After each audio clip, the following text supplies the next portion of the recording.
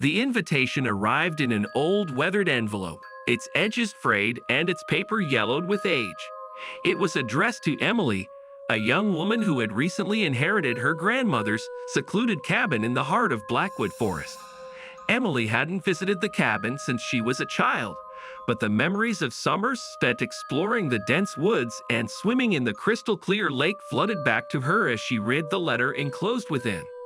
The letter was from an old friend, Sarah, whom Emily hadn't spoken to in years. Sarah wrote of fond memories from their childhood and expressed a desire to reconnect. She mentioned that she had rented a cabin nearby and suggested they spend a weekend together reminiscing about old times.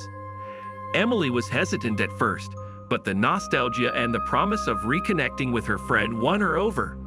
As Emily's car wound its way through the narrow, winding roads leading to the cabin, a sense of unease settled over her.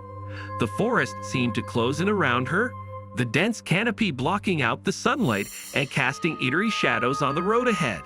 By the time she reached the cabin, darkness had fallen, and the woods were shrouded in an oppressive silence. Sarah's cabin was just a short walk from Emily's own, nestled among the trees with a faint glow emanating from its windows. Emily knocked on the door, her heart pounding in her chest as she waited for her friend to answer. When Sarah finally opened the door, Emily was relieved to see a familiar face, but there was something off about her friend's demeanor. Her eyes seemed to dart nervously around the room, and her smile didn't quite reach her eyes. That first night, Emily couldn't shake the feeling of being watched. Every creak of the floorboards, every rustle of the leaves outside seemed to set her on edge. Sarah brushed off her concerns, chalking it up to nerves and the unfamiliar surroundings. But as the weekend wore on, strange things began to happen. Late one night, as Emily lay in bed trying to sleep, she heard the faint sound of whispering coming from the woods outside.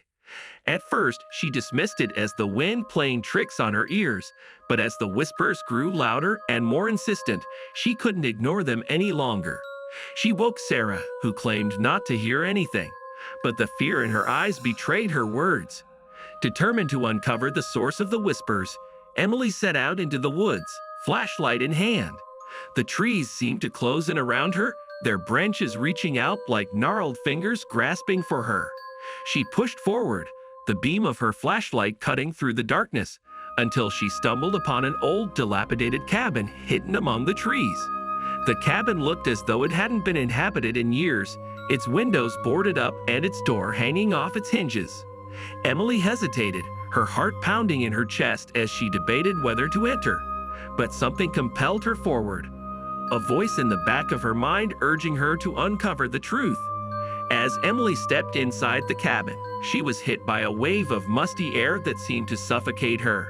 The interior was in shambles, furniture overturned, and debris scattered across the floor.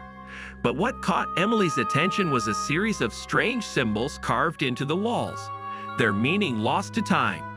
As she explored further, Emily discovered a hidden trapdoor concealed beneath a rug in the corner of the room.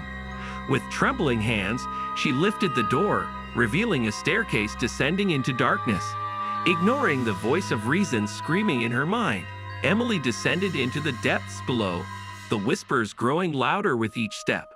What Emily found at the bottom of the staircase shook her to her core. The room was adorned with candles and strange symbols drawn on the floor in what appeared to be blood. In the center of the room lay a crude altar, upon which rested a tattered book bound in human skin. As Emily flipped through the pages, she realized with horror that it was a grimoire detailing dark rituals and incantations. She recoiled in disgust, the realization sinking in that the whispers she had heard were the voices of the dead, trapped between worlds by a sinister force beyond comprehension. With trembling hands, Emily gathered up the book and made her way back to the surface, the weight of her discovery pressing down on her like a leaden weight. She knew she had to warn Sarah, to get her friend as far away from the cabin as possible before it was too late. But when Emily returned to the cabin, she found Sarah standing in the doorway, a twisted smile playing across her lips. The look in her eyes was no longer one of friendship, but of something far more sinister. Emily realized too late that her friend had been ensnared by the darkness lurking within the woods, and now she was its willing servant.